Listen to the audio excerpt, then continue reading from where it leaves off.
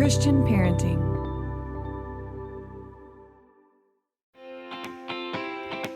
Welcome to the Called to Love podcast, where we discuss all things adoption and foster care and dive into the practical, the clinical, and most importantly, the biblical perspectives to help you and your family thrive. I'm Summer Colbert, adopted mom, director of adoption and foster ministry, and champion for the Arkansas Baptist Children and Family Ministries. Adoption and foster care aren't just a process. They are both unique invitations to go on a journey with the Lord, where you will experience life-changing opportunities to grow in your faith and learn to love in an entirely new way. One thing is for sure, being called to love means you will never be the same. Welcome back, families, to the Called to Love podcast, where we discuss all things adoption and foster care and how to parent well through your own unique call to love. Now, one of the things that I have really enjoyed getting to do on this podcast is respond to your questions. And so that's what we're going to focus on today. And I have gotten permission from one of our listeners. And so we are going to be addressing a question from Katarina.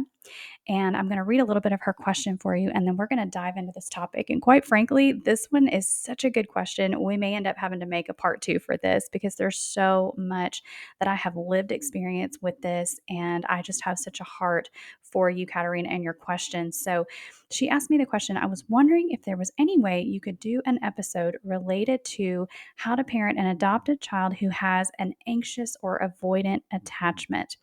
She says, I know I lean towards anxious, and I know my adopted daughters do too.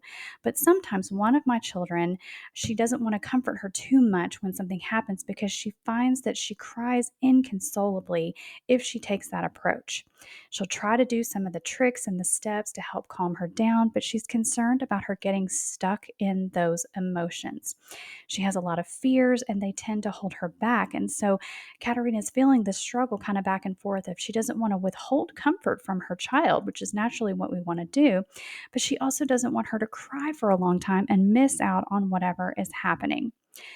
Can I just begin in response to this question, first of all, by saying thank you so much for reaching out and sharing your experience? And then second of all, can I just say, sister, I feel you.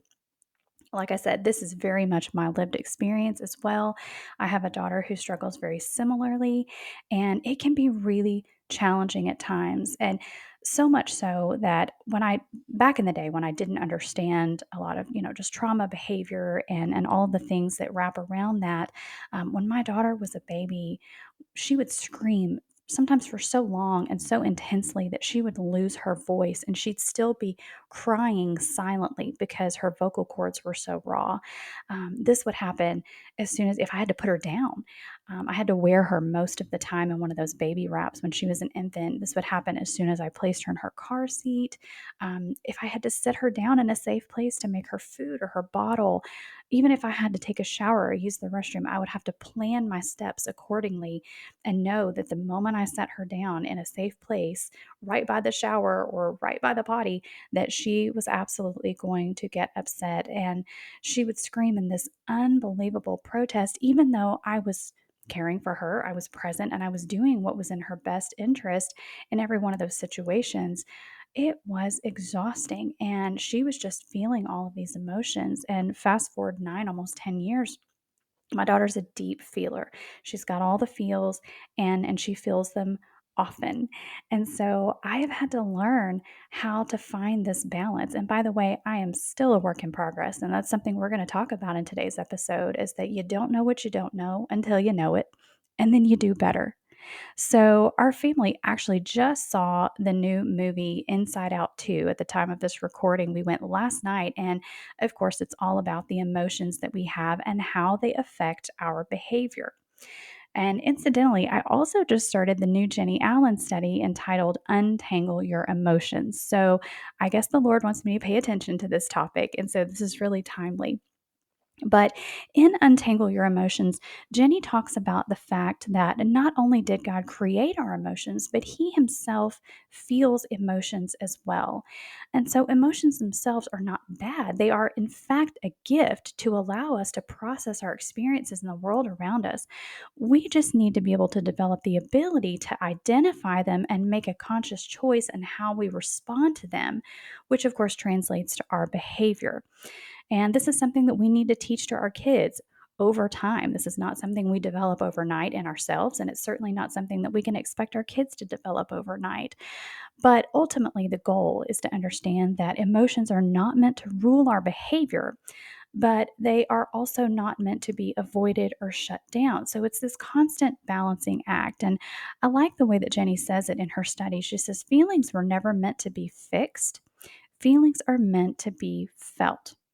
Now, the caveat to this is that we can't just sit around and feel all day long, nor do we need to teach unhealthy habits of staying stuck in our negative emotions. So again, I like the perspective that Jenny gives to this point, and she basically wraps it up by saying the goal for all of us should be experiencing emotions that are ultimately submitted to the will of God and the truth of his word. No easy feat, but again, that's the long-term goal for us as we move towards a life of holiness and sanctification. Now, back to parenting, especially our younger kiddos. The first thing that children often do when they have an attentive caregiver is to look to them to see how they should react when something happens that is scary or painful for them. We are really the barometers by which they gauge their level of reaction. And so I remember when my kids were little, if they would fall down or if they might get a scrape on their knee or their elbow, they would kind of have this shocked face and they would freeze and they would turn around and they would look at me to see, okay, should I freak out about this or not? And so our response in those moments as their caregiver is key to their response. And so you have to be attentive and kind of watching. And if you understand, obviously, if it's an emergency, we always want to remain calm, but we also don't want to just brush off our child's experience as well. So I would often say if they, bumped into something to avoid just a big explosive meltdown or make them feel afraid about something that wasn't a big deal, I would go, okay, let me see. I'd look at their boo boo and I would examine it and go, okay, you're okay. And then I might do something that, would make them giggle a little bit, say something funny. And that would kind of diffuse any big boiling over emotions that might be just around the corner. Now, I am not saying that you yourself are causing your child's intense reactions. Temperament is very established in their own right, and you, as their parent, have to train them to react in a way that can self regulate when they want to lean towards chaos, if that is their bent and their personality. So, we as parents don't want to take all of the responsibility of our children's reactions. They are individuals in their own right, and they are just looking to us to train them in how to respond to the world around them. My daughter's natural and first response to anything new is fear. She will fight to the death to avoid anything that scares her. And she automatically perceives a threat to her felt safety a lot of times for things that are unfamiliar. And her way of processing the world around her and new events is it's bad until proven good.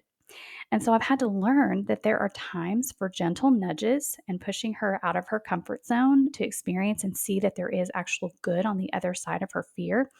And then I've also learned that there's times to pause to make sure that she's regulated, and then we try again later. We're going to talk a little bit more about that related to attunement in this conversation today. You've heard me say this before, but I'm going to repeat it over and over, probably in multiple episodes in our time together on Called to Love. But I teach my families this all the time, that behavior is a communication of a need.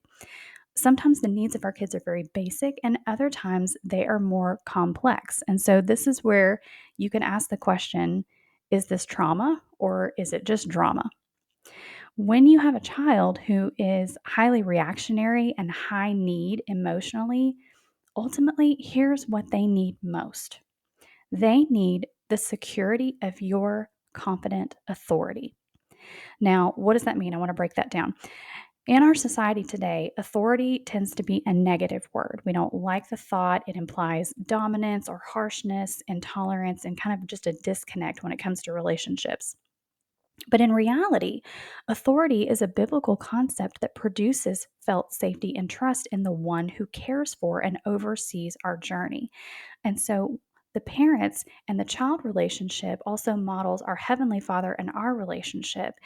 And I thought it was interesting. I did a little digging just because I geek out on stuff like this. But the Hebrew word for authority is pronounced samhut, and it means spiritual authority. And the root of this Hebrew word actually means to trust, to support, or to rely on. And so, confident authority is actually communicating to your child, I am safe, I am here, I have a plan, and I want to help you. So, how do we display this confident authority to our children that they so desperately need to provide felt safety for them? Well, I'm going to give you a few steps just to ponder today. The first one is to regulate. So, we talk about this a lot in adoptive and foster parenting. It's one of the key tools that we need to be able to pull out at any given point in time. But it's also really good to stop and remember that we all have a window of tolerance. This is an amount of margin before we ourselves become dysregulated due to many factors, whether that's overstimulation, whether that's stress or fatigue, maybe our blood sugar is out of balance, we might be dehydrated. There might be a myriad of reasons why we hit that window of tolerance before we move over into this place of becoming dysregulated. So, the other thing to remember is that the goal is not to avoid dysregulation at all costs because that's really just not feasible. There's going to be moments where we get pushed over that edge. And so, the goal for ourselves and then also for our children is to help them to learn first how to co regulate with you. Or we might need someone in our own lives to be able to co regulate with. For me, it's my spouse. But then eventually, we want to move from co regulation to being able to regulate ourselves on our own. We also have a sin nature, and that is one that rebels against authority, pushes back, even in our best interest. It protects self and seeks comfort and freedom at our own expense, oftentimes. And so a child is going to push you as far as you let them go, not because they're bad, but because, like us, they have a sin nature. So as the parent, we still have to maintain that confident authority and understanding that we have their best interest at heart. And there's going to be times where we have to regulate them in a way and help them to get back in line and to respect our authority because ultimately we are trying to care for them. And when you elevate yourself, you are transferring not only power away from that competent authority, but also you're transferring that felt safety away from the child. If the child sees you kind of lose your mind because they've pushed your buttons beyond and you've hit that window of tolerance, then that's going to take away from their felt safety. And so staying regulated is your way of maintaining confident authority with your children. The second thing that we want to keep in mind as we talk about displaying confident authority is to plan. And we've talked about this before, but it bears repeating over and over again to do the work on the front end. And that means before you do anything else, you establish connection and healthy attachment first. And then you teach tools to help along the way. A child is not going to receive any instruction or direction from you if they don't feel connected to you. So have conversations in calm moments before an elevation takes place and develop training time within your day with your child so that when the escalations arrive unexpectedly, because sometimes they do just come out of nowhere, then you have conversations and practices to fall back on. Like I said, we want to connect with their hearts before we ask them to learn and practice a new skill or behavior. And this is done through intentional and undistracted quality time day in and day out. And we can incorporate these lessons in these conversations as we're spending quality time with our kids.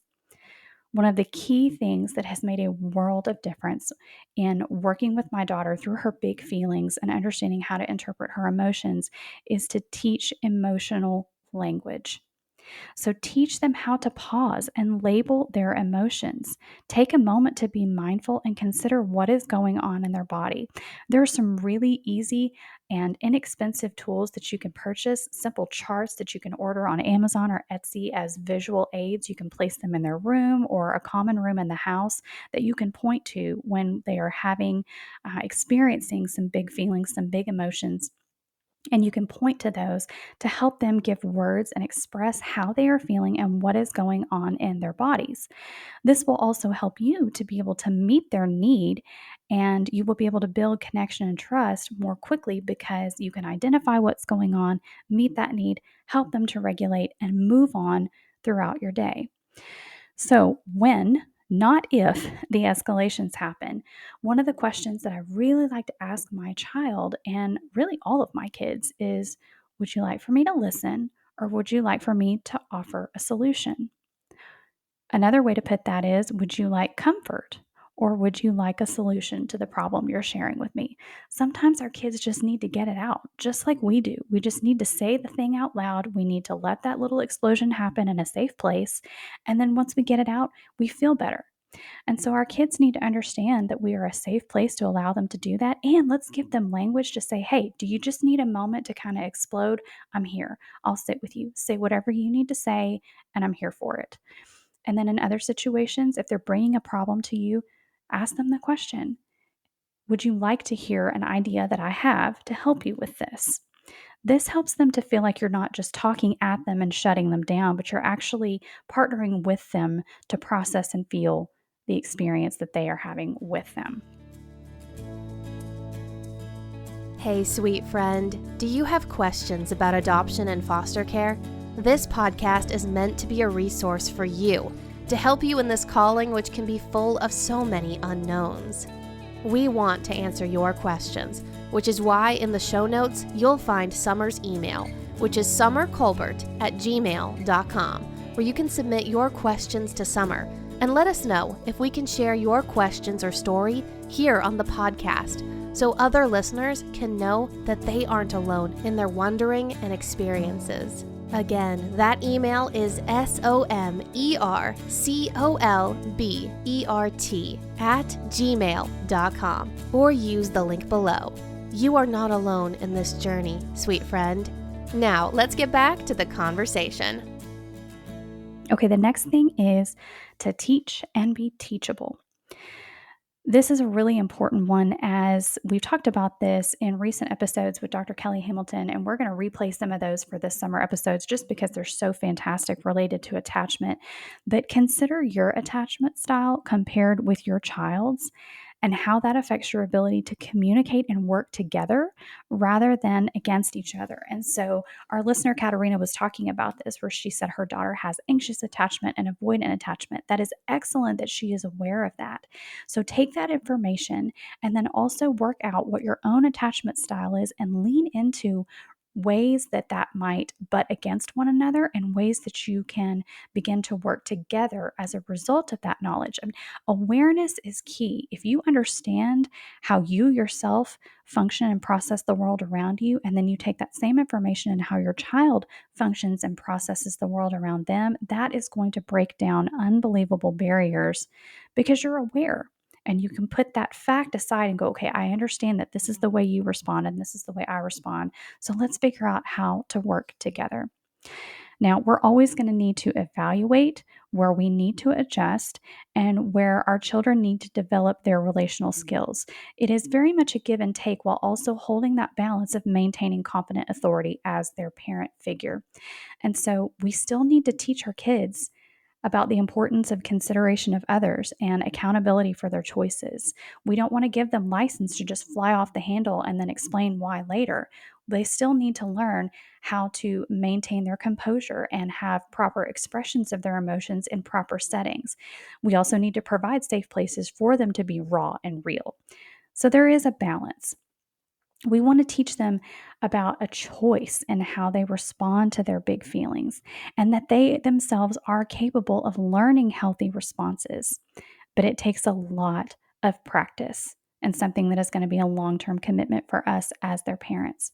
We also want to teach and model healthy relational skills for things very simple like eye contact, how to listen, and to repeat back even what they heard.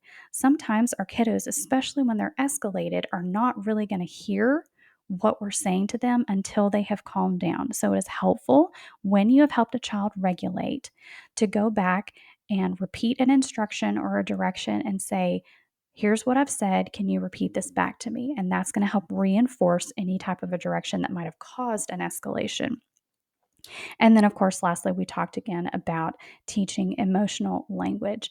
This is key to helping you improve your relationship with your child and helping them to interpret the world around them. I got to tell you, there are two resources that have been really helpful, both written by friends of mine. One of them is called More Than a Conqueror. And this is all about, it's a book for kids. It's a guide through anxiety, and it's one that you do with your child. I'm going to put the link in today's show notes if you're interested. And another one is written by my friend Karis, and she wrote Anxiety for Elephants. And this is a book for preteens, and she broke it down even. There's one for boys and one for girls. And it goes into anxiety and how to manage and how to process that. So if you have a kiddo that struggles with that, I would highly recommend those two resources in addition to our conversation today. Okay, next, we want to talk about practice and adjust. So, you know your child better than anyone. And odds are you'll be able to determine really quickly whether your child's behavior is a result of trauma or drama. So, take the time to observe, be curious, and don't get in your own head about ruining your child with one false move. That is no way to function as a parent. There is so much grace as you walk this out, and just know that God redeems our mistakes and He redeems those difficult moments. And so, do the best with what you know right now, and know that the Lord has your journey in hand. We talked about this so much, but adoptive and foster parenting really is about attunement and constantly adding to our toolbox. And so, if we are making the intentional effort to connect with our kids, to make sure that they feel safe, and to teach them along the way, I promise you're not ruining your child. You are only enriching their life, and you are doing exactly what you were called to do as their parent. And let's be honest, there is no way that any one of us can possibly learn everything that there is to know in one single sitting. Plus, both you and your child are constantly growing and changing in both intellectual and spiritual maturity. And so, what works one day might not work the next, and what's applicable today might not be applicable tomorrow. And so, we are constantly in this practice and adjust type of mindset, knowing that we're going to look back 5 years, 10 years back, 20 years back, and we're going to see this beautiful work and development that the Lord has done in this partnership and this commitment that you have made to your child or to your children. So do the best that you can with what you know now, and give yourself grace when you mess up, because it will happen, and that's okay. This is an opportunity to model reconciliation and healthy communication for your child. Your children seeing you put that into practice is going to teach more than any words that you could possibly ever speak to them. We also remember that trauma behavior is predictably unpredictable. So, what we want to do as parents and caregivers is to be as predictable as we possibly can. They need to see as much as it is possible that even when they aren't in control, we are. So we need to prepare a response and a routine in advance. And again, we're always in this practice and adjust mode. Some basics that are really, really helpful in these moments of escalation when we're feeling the big feelings is, first of all, check your child. Is your child overstimulated? Are they overtired? Is their blood sugar low? Are they dehydrated? Have they had a food or drink with processed sugars and food dyes, which can affect their emotions and their behaviors? Are they anticipating something that takes you away from them and maybe even threatens their felt safety, whether that's nervousness about going to school or being dropped off at church, or maybe you're going on a date night and there's a babysitter coming over that they're not familiar with. All of these things, kind of be curious and lean in, take a moment to pause and ask those questions. Then we need to do a self check. So, as yourself, as their parent or caregiver, ask these questions. Do I want this child to get over this quickly for my benefit? Am I trying to just shut down their emotions because it's inconvenient for me? Am I in a hurry, or am I embarrassed by their behavior because this is in a public setting, so I'm just trying to shut it down? Or am I just simply inconvenienced by the behavior? This is a tough one for me. I have had to ask those questions and answer them very brutally honestly for myself. And more times than often, it's because I'm inconvenienced by a behavior and I don't want to take the time to break rhythm. I'm a tasker, I'm a doer, I'm a type A, and I'm like, I just got to get through the checklist and be efficient. But that doesn't line up well with a child who needs me to sit with her and understand and identify and process through her emotions that she's experiencing at any given moment. Now, some practical things for our true fight or flight moments where this really is trauma and not drama, but really it applies to the drama moments as well. Try using an ice pack on the very back of the neck. This will actually trigger the brain to kind of come back to reality and to settle down a little bit. Next, we've talked about the importance of breathing. One of our favorite practices that we've done since my daughter was young is we say smell the rose, which is breathing in, and then blow out the birthday candle. We want to blow out. Or for our older kids, we can just ask them to do a deep inhale, hold it for a few seconds, and then a long, calm exhale. For moments where the child is simply being childlike because they don't like your answer or a consequence that you're giving, or maybe just a change in the plan because our kids like predictability, calm and confident responses are helpful and necessary for both you and the child. So, again, we talk about not escalating with their big behaviors, and we maintain a calm and confident response in those moments. We do not want to engage in an argument or a power struggle because that negates our confident authority. We also don't need to lecture or hand out threats and consequences when everyone is escalated. That's just counterproductive for the entire situation. It's not going to get anything done, and it's only going to break apart the connection that you built that you'll have to go back and repair later. So we maintain confident authority. We need to let them know, like, hey, I understand that you are fill in the blank, whether that's upset, frustrated, disappointed, sad, and whatever you're feeling right now, but this is the situation and you have a choice in how you respond. I think sometimes we forget that we can empower our kids in a good way, even when they don't like the situation that they're experiencing, especially when it comes to a no or a boundary or a change in plans. They need to understand that they have the ability in of themselves. And if we keep verbalizing that over and over and over again, we're teaching them responsibility for their own responses. And also the fact that there are consequences to every choice that we make, whether that's good or bad. And so we're raising humans to function well in life and society. And so they can't stay little and stuck in their big feelings forever. We do have to help them grow through that. And that is our responsibility as their parents. We can let them know, of course, hey, I am here to help you calm down and feel safe, but my answer to your question or the rule that I have given you is not going to change just because you don't like it. And you can communicate it just as I just said that, calmly, confidently, and we don't waver from that. Now, there's a balance to allow a child to feel their emotions and to be able to gain their composure. We're training them little by little, like I said, to be able to function well in the real world. And the real world does not stop for their meltdowns. So we don't want to have 35-year-olds running around having meltdowns because they don't like what their boss told them to do at any given point in day. Now, that's just where my brain goes as a parent. But ultimately, that is the goal.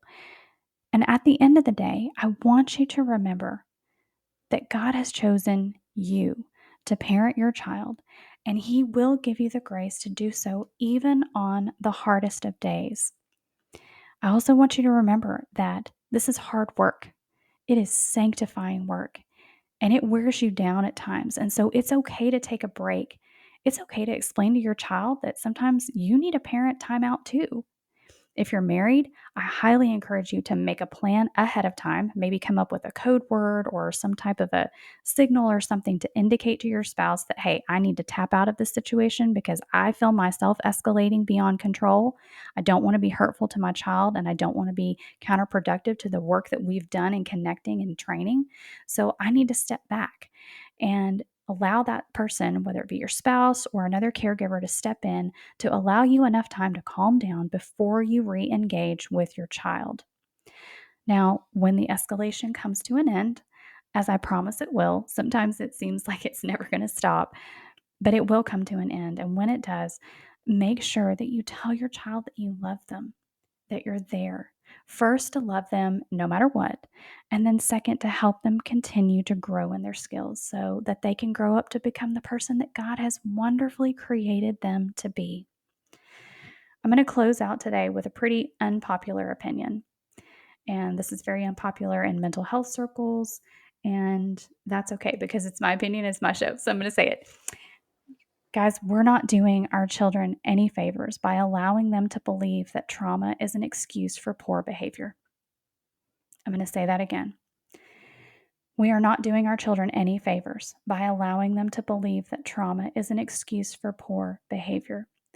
This belief only leads them down a path of destruction. God created the brain to be able to heal with proper care and instruction, and we as parents have the incredible privilege of being part of that very sanctifying journey.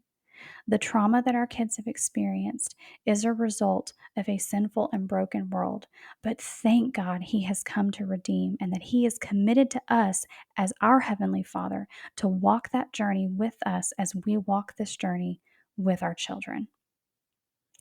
Friends, I hope this episode has been an encouragement to you. I would love to connect with you, hear your feedback, and as always, speak to any questions that you may have in your specific journey. You can do that by sending me an email at the address in the show notes, or you can find me over on Instagram and send me a direct message. I would love to hear from you. And I would love to do a part 2 to lean a little bit more into that avoidant attachment parenting with our kiddos. So stay tuned. Thank you so much for listening. It is such an honor to serve you. Friends, it is truly an honor to serve you on this podcast, and I am so grateful that you have chosen to listen today. Until next time, go live out your call to love with confidence and knowing that the Lord is walking hand in hand with you. Thank you so much for listening to Called to Love today. I love to hear from listeners, and so I would love to connect with you to hear your stories and answer your questions right here on the show. You can find me on Facebook and Instagram, send me a direct message, or send me an email at the link in today's show notes. I pray you have been encouraged by today's episode to walk in faith and continue to embrace your own call to love. Until next time, blessings, sweet friends.